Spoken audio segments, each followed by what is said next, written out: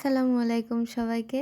আপনারা বিশ্বাস করবেন কিনা জানি না, কিন্তু আমার জন্মের পরে এটাই আমাদের এলাকায় ১ম উৎসবমুখর পরিবেশ। কি ছিল না এই উৎসবমুখর দিনে, এই ঐতিহাসিক দিনে? ঐতিহাসিক বলছি আর একটা কারণ আছে।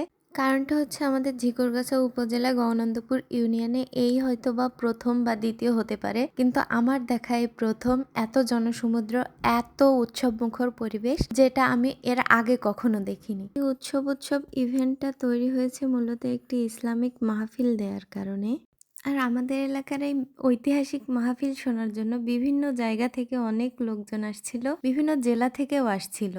মাহফিলটা হয়েছিল মূলত অক্টোবর মাসে, অক্টোবরের ২৭ তারিখে। আর এই দিন আমার এত ভালো লাগছিল, লোকজন আর মাহফিলের একটা উৎসব আমেজ দেখে আমি কিছু ক্লিপ নিয়ে রাখছিলাম, সেগুলো আপনাদের সাথে শেয়ার করলাম। আর আমি বাসা থেকেও এই ক্লিপটা নিয়েছিলাম আর দেখছিলাম মানুষজন যেন জনসমুদ্র হয়ে গেছে আর কি আমাদের এলাকায়। মাহফিলটা যেহেতু সকাল থেকে শুরু হয়েছিল, সেজন্য আমি আর আম্মু বিকালবেলা একবার গিয়েছিলাম, কিন্তু সাউন্ড সিস্টেম খারাপ থাকার কারণে আমরা আবার ব্যাক করি বাসায়।